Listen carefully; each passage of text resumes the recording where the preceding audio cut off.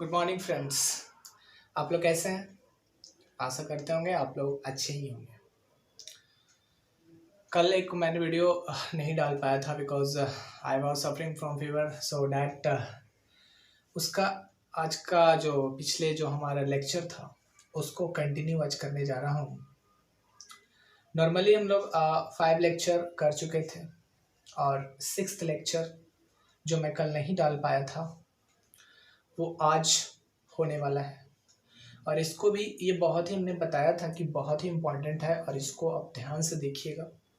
6th lecture में हम लोग जो पढ़ने वाले थे वो बैटरी के बारे में पढ़ने वाले थे।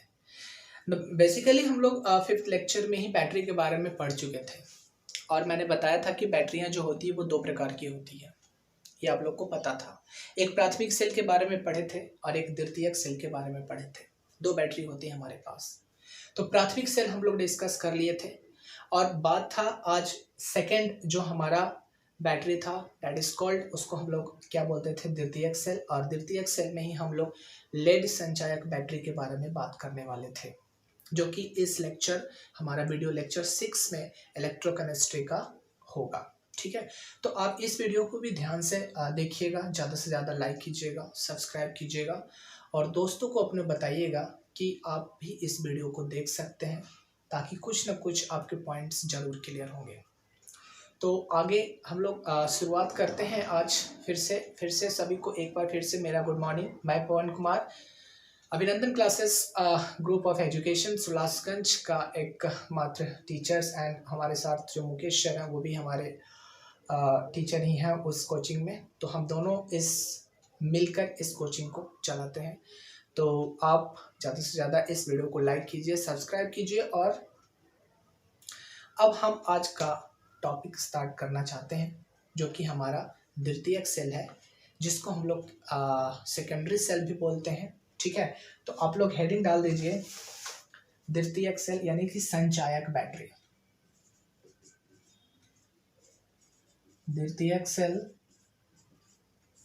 यानी कि संचायक बैटरी। संचायक बैटरी के बारे में आप लोग क्या जानते हैं? तो संचायक बैटरी क्या है? एक तरह का ये भी सेल है यानी कि बैटरी है। तो कॉम्बिनेशन ऑफ सेल को हम लोग क्या बोलते हैं? बैटरी बोलते हैं। एक साथ ढेर सारे सेलों को जब जोड़ देते हैं तो हम लोग बैटरी बन जाता है। ठीक है, तो संचायक बैटरी किसे कहेंगे? वैसा बैटरी होना चाहिए या वैसा सेल होना चाहिए जैसे एक बार आविष्ट कर दिए और उसका उपयोग जब कर लेते हैं तो वो अनाविष्ट हो जाता है। हाँ, लेकिन दोस्त एक बात यहाँ पर ध्यान रखना है कि इस बैटरी को आविष्ट करने के लिए एक बाहरी स्रोत से हमको धारा लेना पड़ता है। जैसे हम लोग बैटरी जो घर में इस्तेमाल करते हैं 12 वोल्ट वाला जो बैटरी हमारा इन्वर्टर से जो चलता है, उसको हम लोग विद्युत धारा देते हैं, बाहरी स्रोत से करंट देते हैं, तो वो बैटरी चार्ज होता है। तो जिस समय ये बैटरी चार्ज होता है, कहीं ना कहीं रासायनिक अभिक्रिया होती है और जब हम लोग उपयोग कर लेते हैं तो वो क्या हो जाता है? अनाविष्ट हो जाता है, मतलब अनचार्ज हो जाता है। तो जब अनचार्ज होता है तो उसको जब चार्ज में हम लोग लगाते हैं तो उस समय भी रासायनिक अभिक्रिया होती है। तो जिस समय उपयोग कर रहे हैं बैटरी को उस समय भी रासायनिक अभिक्रिया होती है, और जिस समय उपयोग नहीं कर रहे हैं, चार्ज कर रहे हैं उसको, उस समय भी हमारा बैटरी उपयोग होते रहता है, तो उस समय भी रासायनिक अभिक्रिया होती है। तो दोनों जो रासायनिक अभिक्रिया होती है वो बिल्कुल डिफरेंट होती है। जिस समय यूज कर रहे होंगे वो रासायनिक अभिक्रिया कुछ और होगी, और जिस समय हम लोग उसको चार्ज कर रहे हैं वो सीधी उसकी उल्टे दिशा में होगी। तो ये ध्यान रखेंगे। तो संचायक बैटरी में कुछ कुछ पॉइंट्स हैं, वो मैं आप लोग को लिखा देता हूँ। वो पॉइंट्स आप लोग नोट डाउन करिए और उसको बार बार पढ़िए कि आखिर हो क्या रहा है, ऑटोमेटिकली हो क्या रहा है। क्योंकि जब पॉइंट्स आप लिखिएगा तो ये क्लियरेंस होगा कि हमने ये चीज़ आज पढ़ा है। तो संचायक बैटरी तो आप लोग समझ ही गए, वैसा बैटरी जिसे बाहरी स्रोतों से चार्ज किया जाए यानी आविष्ट किया जाए और उपयोग में आने पर ये अनाविष्ट हो जाता है। ठीक है, तो इस तरह के बैटरी को हम लोग संचायक बैटरी या द्वितीयक सेल बोलते हैं। तो द्वितीयक सेल का उदाहरण ही संचायक बैटरी, जिसको लेड स्टोरेज बैटरी भी कहते हैं हम लोग। और लेड स्टोरेज बैटरी में क्या होता है कि उसका अभी हम लोग फिगर ड्रॉ करने वाले हैं। उस फिगर को अच्छा से समझिएगा। उसमें एक पीबी का प्लेट होता है, एक PbO2 का प्लेट होता है। पीबी का प्लेट हम लोग जो लेंगे वो मोटा वाला लेंगे, और PbO2 लेड डाइऑक्साइड का जो प्लेट लेंगे वो पतला वाला प्लेट लेंगे। तो एक से हमारा माइनस वाला ध्रुव बनेगा और एक से प्लस वाला ध्रुव बनेगा। तो यहाँ माइनस वाला को एनोड ट्रीट करेंगे और प्लस वाला ध्रुव को कैथोड ट्रीट करेंगे। और इसमें जो एनोड पर रिएक्शंस होगा और कैथोड पर रिएक्शंस होगा, इन दोनों को ओवरऑल रिएक्शंस लिखकर हम संपूर्ण अभिक्रिया लिख सकते हैं। और बोर्ड एग्जाम में ये अक्सर पूछता है कि हमारा सेकेंडरी बैटरी जो है, इसमें संपूर्ण अभिक्रिया या पूर्ण अभिक्रिया क्या होती है, ये आप जरा लिख के दिखाइए। तो उस समय अगर आप इस समय अच्छा से अगर ध्यान दे रहे होंगे तो उस समय मैं आशा करूंगा कि आप लोग जरूर से जरूर लिख पाएंगे। तो आप लोग हेडिंग डाल दीजिए और पहला पॉइंट आप लोग लिखिए। एरो देखिए, पहला पॉइंट हम लोग लिखते जिस तरह से क्लास में उसी तरह से पॉइंट लिखेंगे। वैसा सेल जिसे बाहरी स्रोतों से विद्युत धारा प्रवाहित करके, बाहरी स्रोतों से विद्युत धारा प्रवाहित करके आविष्ट किया जाता है या आविष्ट करते हैं, परंतु उपयोग करने पर यह अनाविष्ट हो जाता है, परंतु उपयोग करने पर यह अनाविष्ट हो जाता है, इसे संचायक बैटरी कहते हैं।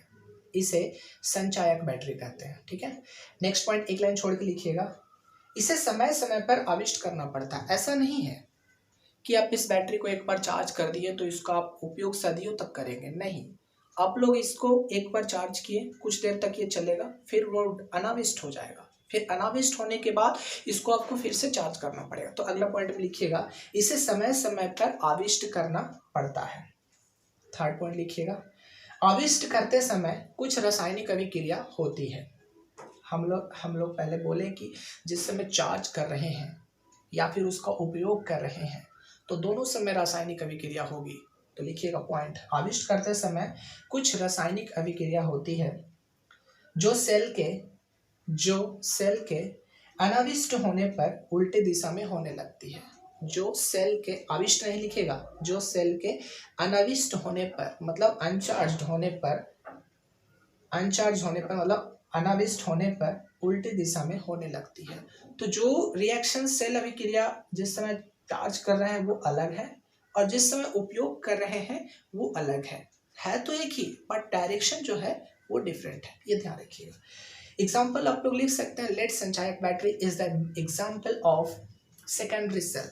लेड स्टोरेज जो बैटरी हमारा है ये द्वितीयक सेल का उदाहरण है। एग्जाम्पल में आप लिखिएगा। अगला पॉइंट लिखिएगा, इस सेल में लेड यानी कि पीबी धातु, लेड मतलब सीसा, लेड मतलब पीबी लिख सकते हैं। इस सेल में लेड का ऋण इलेक्ट्रोड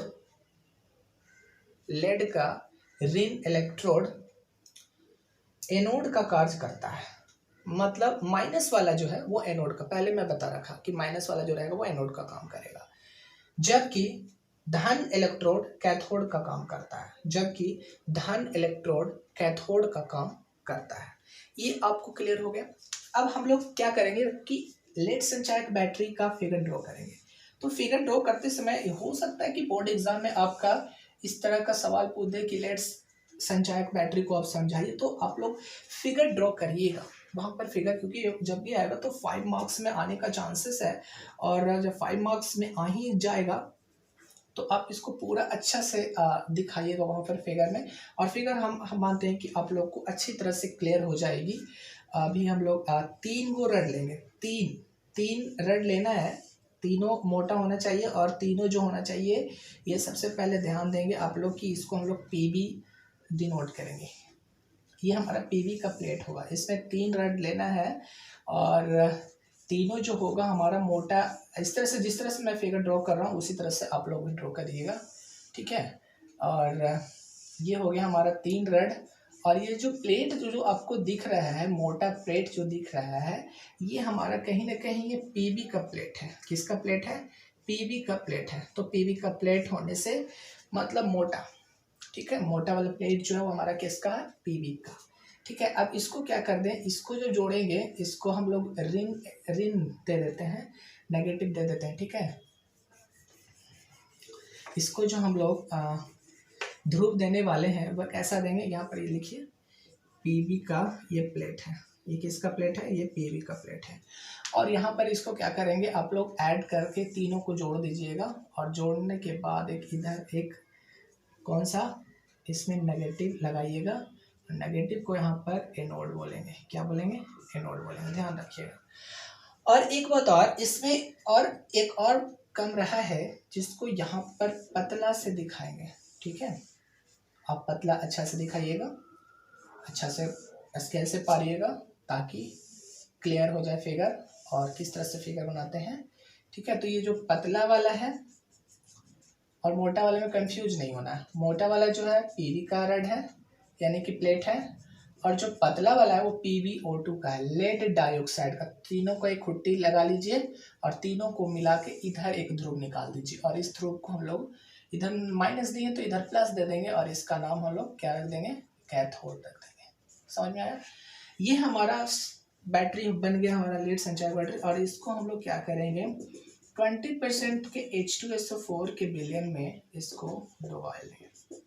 20% H2SO4 के विलयन में क्या करेंगे, इसको डुबा देंगे। ये 20% है, ठीक है, 20% है ये 20% H2SO4 का विलयन, मतलब इसमें 20% क्या है, सल्फ्यूरिक एसिड है, ठीक है। 20% H2SO4 are present in the lead संचायक बैटरी, मतलब सेकेंडरी जो सेल है उसमें 20% हमारा क्या है, H2SO4 है, मतलब सल्फ्यूरिक एसिड है। ये जो पतला वाला था इसको हम लोग कैथोड नाम दिया। ध्रुव कैसा, पॉजिटिव ध्रुव है, ठीक है, ये ध्यान रखना है। मोटा वाला जो प्लेट है ये पीबी का प्लेट है, और जो पतला वाला प्लेट है, पतला वाला जो यहाँ पर प्लेट है इसका हम लोग क्या नाम देंगे, PbO2 का प्लेट। PbO2 मतलब लेड डाइऑक्साइड, लेड डाइऑक्साइड का प्लेट है ये, ठीक है। तो इसमें दो तरह का प्लेट है दिखाए हैं, एक मोटा प्लेट है, मोटा प्लेट पीबी का प्लेट है, और जो PbO2 जो पतला वाला प्लेट है वो PbO2 का प्लेट है। तो दो तरह का प्लेट का कॉम्बिनेशन होना चाहिए, क्योंकि एक हमें दो ध्रुव यहाँ निकालना है, एक नेगेटिव निकालना है, एक पॉजिटिव निकालना है, ठीक है। तो नेगेटिव ध्रुव जो होगा एनोड होगा, पॉजिटिव ध्रुव क्या होगा, हमारा कैथोड होगा, ध्यान रखना है।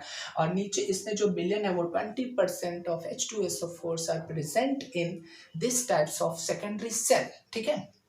अब आगे हम लोग क्या करेंगे, ये आप लोग फिगर ड्रॉ कर लीजिए, और हम कुछ रिएक्शंस लिख रहे हैं, वो रिएक्शंस को आप लोग नोट डाउन करिएगा, और ये आप लोग याद रखिएगा, ठीक है, क्योंकि ये रिएक्शंस छोटा नहीं है, ये बहुत ही बड़ा रिएक्शंस है। तो एनोड पर तो छोटा रिएक्शंस होगा, बट कैथोड पर जो होगा वो रिएक्शंस थोड़ा लंबा है। तो आप लोग क्या करिएगा कि इसको आप लोग नोट डाउन करिएगा। तो हम लोग एक पहले हम लोग लिख दे रहे हैं, एनोड पर अभिक्रिया। यहाँ पर दो जगह अभिक्रिया होगी, एक तो एनोड पर होगी और दूसरा हमारा कैथोड पर होगी। तो किस तरह से होती है, एनोड पर जो रिएक्शंस होगा वो देखिए, पीबी जो है ये कैसे बना है, ये पीबी जो बना है ये Pb2 प्लस 2 इलेक्ट्रॉन लेके बना है, रिड्यूस होकर ये Pb2 प्लस 2 इलेक्ट्रॉन लिया तो ये किस में चेंज हो गया, पीबी में चेंज हो गया। ये सभी को क्लियर है। अब यहाँ से ये Pb2 प्लस है जो सल्फेट HSO4 2 माइनस जब ये लेगा सल्फेट से जब रिएक्शंस करेगा तो ये क्या बना देगा, PbSO4 लेड सल्फेट बनेगा, ठीक है। ओवरऑल जो रिएक्शंस हम लोग एनोड पर देख रहे हैं, यहाँ पर अब आप लोग क्या करिएगा कि इस तरह से तो आप लोग लिख दिए, ठीक है। अब यहाँ पर देखिए कैंसिल आउट होने वाला, एक तो ये है, इसको नेगेटिव कर देता है तो ये कैंसिल हो जाता है। Pb2 प्लस ऊपर पॉजिटिव में नीचे नेगेटिव में कर दिया तो ये दोनों कैंसिल आउट हो गया। तो ओवरऑल जो रिएक्शंस हुआ एनोड पर वो क्या हुआ, Pb प्लस SO4 2 माइनस, और ये निशान देना है। इसके बाद क्या लिखेंगे, यहाँ पर PbSO4 प्लस कितना इलेक्ट्रॉन, 2 इलेक्ट्रॉन। ये इक्वेशन नंबर फर्स्ट आप लोग मानना है, ठीक है। तो ये जो रिएक्शंस है ये किस पर है, एनोड पर है, ठीक है। तो कैथोड पर जो रिएक्शंस होगा उस नंबर थोड़ा सा लॉन्ग होगा, तो उसको हम लोग थोड़ा सा अभी लिखेंगे इसको मिटा के। तो आप पहले इसको समझ लीजिए, Pb बना, Pb2 प्लस 2 इलेक्ट्रॉन जब लिया इन्होंने तो Pb में रिड्यूस हो गया, ठीक है। आप इधर से भी देख सकते हैं, इधर से भी देख सकते हैं। फिर Pb2 प्लस इसको उठाएंगे और सल्फेट के साथ, सल्फेट विलयन में ये डूबा हुआ है तो लेड को क्या सल्फेट से रिएक्शंस कर पाएंगे तो PbSO4 बनेगा, इसको ऐड करेंगे, यहाँ पर साइन चेंज करेंगे तो ये नेगेटिव हो जाएगा, ये और ये कैंसिल आउट हो गया। पीवी के साथ सिर्फ SO4 2- बचा है, ये वाला रिएक्शंस देंगे, ये वाला निशान देंगे, इसके बाद PbSO4 बचा और साथ में 2 इलेक्ट्रॉन, इसको इक्वेशन नंबर 1 देंगे। आप लोग अभी नोट डाउन करिएगा, इसका सेकेंड भाग जो हमारा किस पर होगा बच्चों, कैथोड पर। ये तो हमारा जो रिएक्शन था ये किस पर था, एनोड पर था, लेकिन अब जो रिएक्शंस होगा वो किस पर होगा, कैथोड पर। तो कैथोड पर किस तरह से रिएक्शंस होगा वो भी देख लेते हैं, ठीक है। तो अब हम लोग नोट डाउन करेंगे जल्दी जल्दी कैथोड पर, क्योंकि रिएक्शंस बड़ा है। कैथोड पर अभिक्रिया, कैथोड पर जो रिएक्शंस होगा सबसे पहले आप लोग लिखिएगा PbO2 जो है, यहाँ पर लेड डाइऑक्साइड जो है H2O के साथ रिएक्शंस करती है और PbOH का होल 4 बनाती है, लेड टेट्रा हाइड्रो ऑक्साइड बनाती है, ठीक है। ये रिएक्शंस आप लोग लिख लीजिएगा अच्छा से, ठीक है। इसमें क्या करेंगे फिर, Pb जो हमारा है PbOH का होल 4, ये 4H+ आयन साथ में H2O जब लेते हैं तो ये दो चीज नहीं, यहाँ पर गलत कर दिए, यहाँ पर सल्फेट लेना, ठीक है। SO4 2-, तो सल्फेट लेंगे तो क्या बनेगा हमारे पास, एक तो लेड सल्फेट PbSO4 का होल प्लस 2H2O, ठीक है। ये सेकेंड हुआ, ध्यान रखिएगा इसी तरह से। फिर ये जो है हमारा PbSO4 का होल ट्वाइस, ठीक है, PbSO4 का होल ट्वाइस जब ये रिड्यूस होगा तो ये किस में जाएगा, ये उठाए ना हम लोग, ठीक है, Pb4 प्लस 2SO4 2-, ठीक है। ये आप लोग को थोड़ा याद रखना पड़ेगा किस तरह से ऑर्डर है।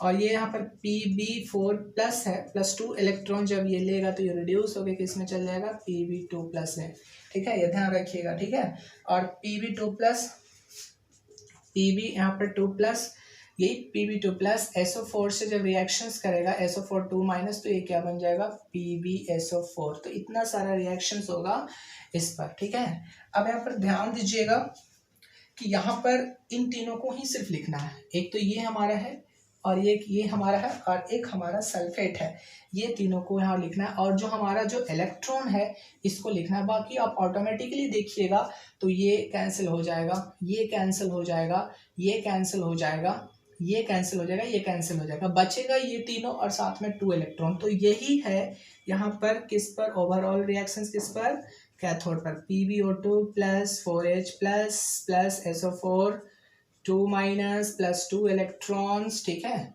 ये सभी को क्लियर है या नहीं, समझ में आ रहा है? अगर आ रहा है तो ठीक है, PbSO4 plus 2H2O, PbSO4 plus 2H2O। अगर नहीं क्लियर है तो उस समय हम लोग जब क्लासेस खुलेगी तो उस समय आप लोग नोट डाउन कर लीजिए, ये बहुत इंपॉर्टेंट है इस रिएक्शंस को।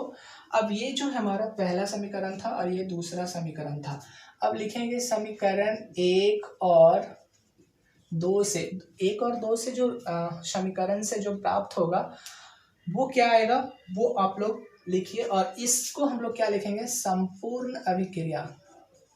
ये संपूर्ण अभिक्रिया होगा, जो दोनों मिला के जो लिखा जाएगा वो संपूर्ण अभिक्रिया होगा। मतलब lead plus PbO2 plus H2SO4 जब ये रिएक्शंस करता है तो ये क्या बनता है, लेड सल्फेट और जल का 2 अणु, लेड सल्फेट और जल का 2 अणु, ये ध्यान रखिएगा। तो ये हमारे पास ओवरऑल रिएक्शंस हो गया, तो आप इसको नोट डाउन कर लीजिए, ये ज़्यादा इंपॉर्टेंट है, ठीक है। तो यही जो हमारा है ये मेन रिएक्शंस है किसका, हमारा सेकेंडरी बैटरी का। और ये बोर्ड में यही चीज़ पूछा जाता है अक्सर कि लेड स्टोरेज बैटरी में जो संपूर्ण अभिक्रिया होती है वो कौन वाली होती है, तो ये याद रखना है। लेड का तो हमने एक बैटरी आपको अभी मैंने बनाया था तो उसमें आपको ध्यान होगा कि लेड का एक छड़ था, तो लेड हो गया। उसके साथ एक पतला वाला भी छड़ था जिसका नाम था लेड डाइऑक्साइड, यानी कि PbO2। उसमें कौन सा विलयन डाला हुआ था, H2SO4 20% के साथ डाला हुआ था, तो H2SO4 ऐड कर दिए, ठीक है। अब तीनों को जब रिएक्शंस करवाएंगे तो लेड सल्फेट और सिर्फ जल बनेगा, लेड सल्फेट और क्या बनेगा, सिर्फ जल बनेगा। और यही अभिक्रिया जब हम लोग इसको चार्ज करते हैं तब ये उल्टी दिशा में होती है। तो जो एनोड पर होता था वो कैथोड पर होगा, जो कैथोड पर होता था वो क्या होगा, एनोड पर होगा। तो ये हमारा टॉपिक यहाँ पर सेकेंडरी बैटरी का खत्म हो गया है। अब आप लोग क्या करिए, इसको अपना नोट डाउन कर लीजिए, और मैं नया अच्छा हेडिंग एक और हमारे टॉपिक में बचा हुआ है, जो कभी कभी अक्सर बोर्ड एग्जाम में पूछा जाता है, तो उसको थोड़ा सा आप लोग लिख लेंगे, उसका फिगर भी ड्रॉ कर लेंगे हम लोग, ठीक है। तो इसको हम लोग मिटा रहे हैं अभी, और आप लोग हेडिंग डालिएगा ईंधन सेल।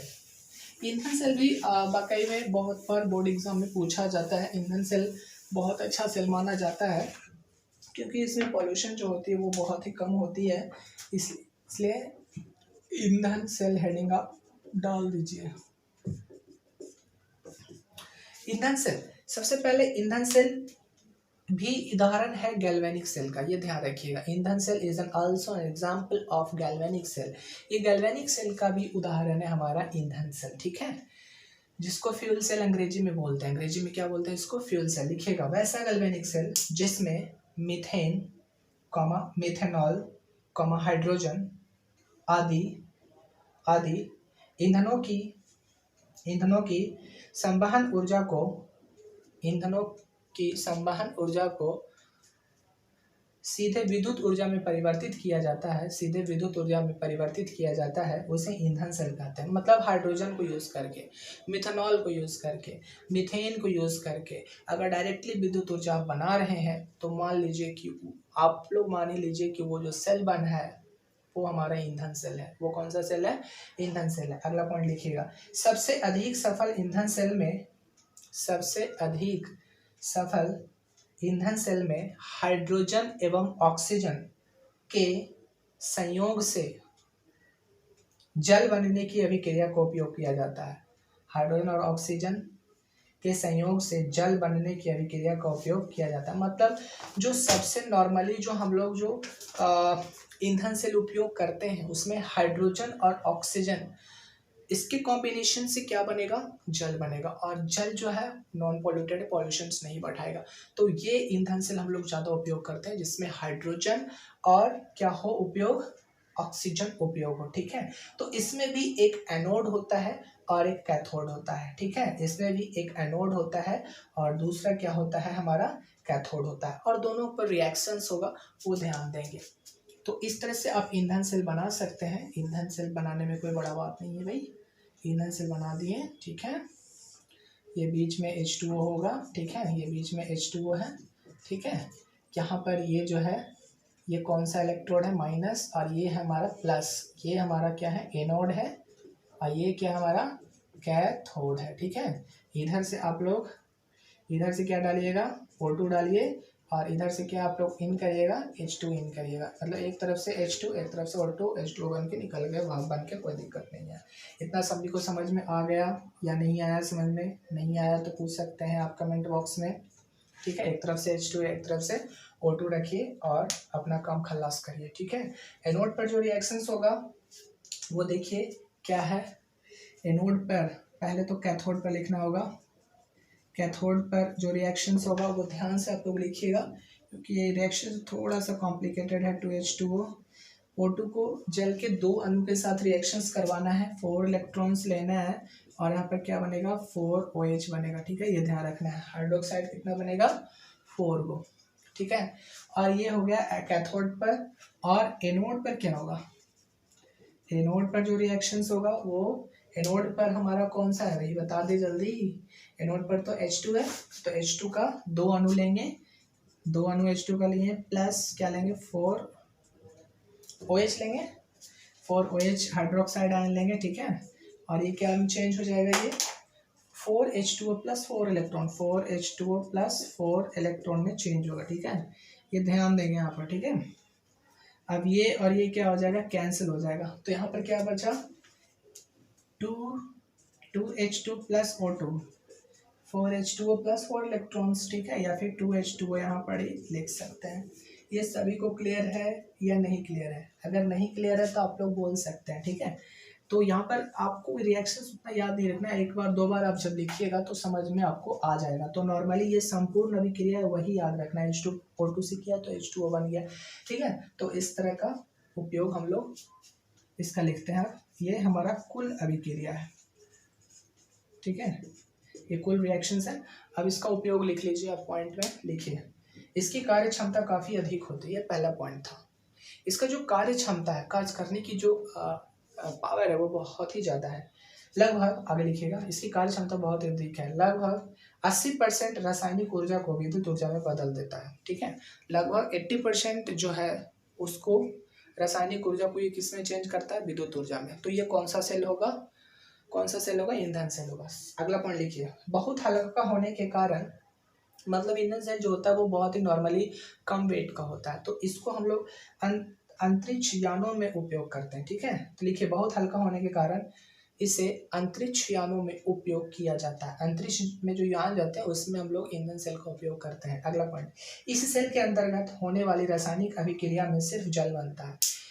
इस तरह का जो सेल है, इसमें आप लोग देख रहे हैं कि रिएक्शंस जब हो रहा है तो सिर्फ जल बन रहा है, जो कि हानिकारक पदार्थ नहीं है, सिर्फ जल बन रहा है, जिससे पर्यावरण दूषित नहीं होता। तो हमारे लिए लाभ वाला चीज़ है कि हम लोग इस तरह का रिएक्शंस करवाएं जिसमें कुछ दूषित पदार्थ ना बने। तो यहाँ पर साफ दिख रहा है कि कोई दूषित पदार्थ नहीं बन रहा है, तो ये हमारे लिए एक बहुत ही लाभकारी सेल है, और इस सेल को हम लोग क्या बोले हैं, ईंधन सेल बोले हैं, ठीक है।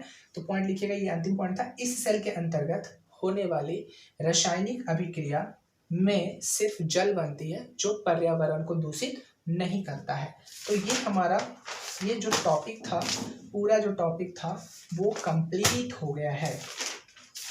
अब इसके क्वेश्चन आंसर्स को हम लोग क्या करेंगे कि डिवाइड करेंगे। उस समय आप लोग को हम लोग बीच में बोले थे, अगर आप लोग वीडियो लेक्चर अच्छा से देखा होगा तो आप लोग को मैंने बोला था कि 4 से 5 पेज, 5 से 6 पेज आप लोग मिस कर देना, यानी कि 10 पेज छोड़ देना, ताकि उसमें हम लोग न्यूमेरिकल्स प्रॉब्लम करें और जो हमारा ऑब्जेक्टिव क्वेश्चंस है उसको भी उसमें रखेंगे। अब अगर आपका थ्योरी कंप्लीट होगा, अच्छा से आप लोग वीडियो देख लिए हैं, तो एक बार जब मैं क्वेश्चन जब छोड़ूंगा तो आप उसका आंसर तुरंत बता दोगे, ठीक है। तो ध्यान रखना है ये। और ये चैप्टर यहीं आज क्लोज होता है 6th लेक्चर के साथ।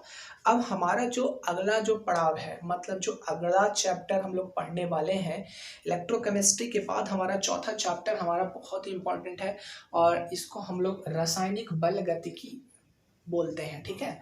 4th चैप्टर जो आगामी चैप्टर है, जो 5 पेज के बाद आप लोग लिखिएगा, छोड़ रहे हैं ऑब्जेक्टिव क्वेश्चंस प्लस और भी सारे क्वेश्चंस के लिए, ठीक है। तो चौथा चैप्टर जो हमारा है वो हमारा रासायनिक बल गतिकी है, मतलब केमिकल काइनेटिक्स हम लोग देखेंगे कल से। और ये भी हम लोग कोशिश करेंगे कि जल्दी से जल्दी ख़त्म हो, ये भी 5 लेक्चर या 4 लेक्चर में आपका आ जाएगा। तो अगले 4 से 5 दिनों में हम लोग 4th चैप्टर भी एंड कर लेंगे, ठीक है। तो जल्दी से जल्दी हम लोग कोशिश करेंगे कि 3 मई तक लॉकडाउन है, इस लॉकडाउन में हम लोग फिजिकल केमिस्ट्री एटलीस्ट अच्छे से कर लें, ठीक है। क्योंकि फिजिकल केमिस्ट्री जब एंड हो जाएगा आप लोगों को, तो सिर्फ ऑर्गेनिक केमिस्ट्री और इनऑर्गेनिक पर फोकस करना है, ठीक है। और ऑर्गेनिक केमिस्ट्री तो ज़्यादा से ज़्यादा 1.5 महीने का ही चैप्टर है, 1.5 महीने में हम लोग आराम से ऑर्गेनिक केमिस्ट्री को ख़त्म करेंगे। और बात रहा इनऑर्गेनिक केमिस्ट्री का, तो इनऑर्गेनिक थोड़ा लंबा चलता है, इससे चलने दे, कोई दिक्कत नहीं है, ठीक है। तो जितना ज़्यादा हम लोग अभी पढ़ रहे हैं, that is most important part of our life. So आप जितना अच्छा करिए, जितना अच्छा पढ़िए, जितना अच्छा पढ़िएगा उतना अच्छा करिएगा। और आप लोग को तो पता ही है कि हमारा जो कोचिंग है अभिनंदन क्लासेस, जिसमें से हमारे पूरे उल्लासगंज में टॉपर्स आए हैं, मुस्कान लता, जिन्होंने 401 मार्क्स लाकर एक नया कीर्तिमान स्थापित किया है। तो आप लोग से भी हमें उम्मीद है कि आप लोग उससे कहीं ना कहीं और ज़्यादा भी मार्क्स ला सकते हैं। ऐसा नहीं है कि 4-1 पर रुकना है आप लोगों को, आप लोग 450 तक मार्क्स ला सकते हैं। Because I have an lots of platform, बहुत सारा प्लेटफॉर्म है जो हम आप लोगों को बहुत बताएंगे। यूट्यूब चैनल्स जब आप लोग सब्सक्राइब कीजिएगा, लाइक कीजिएगा, देखिएगा, बहुत सारी चीज़ें हमारे पास जो आपको मैंने अभी तक शेयर नहीं किया है। तो वो सब चीज़ जब आती है, जब आपकी एजुकेशन अच्छी से हो रही हो, तब हम लोग उस रास्ते के बारे में सोचेंगे कि आपको किस प्लेटफॉर्म के नज़रिए में भेजना है, कहाँ आपको भेजना है, कहाँ आपको सूट कर रहा है। तो that is the main point कि आप उसी रास्ते पर चलिए और आप अपने हर एक एग्ज़ाम में टॉप करिए। हमें तो बस इतना ही लक्ष्य है कि आपको सिर्फ टॉप करवाना है, अच्छे जगह पर भेजना है। ये नहीं कि आज ये है कल वैसे हो गए हैं सर, ऐसे हो गए, तो ये सब चीज़ नहीं चलेगा।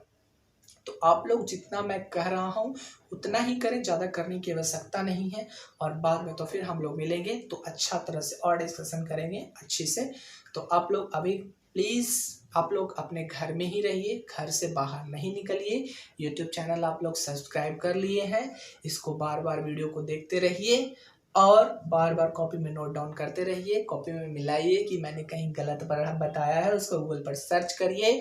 अगर गलत है तो फ़ोन करके पूछ सकते हैं, मैं उसका सॉल्यूशन बताऊंगा। Thank you. जय हिंद, जय भारत।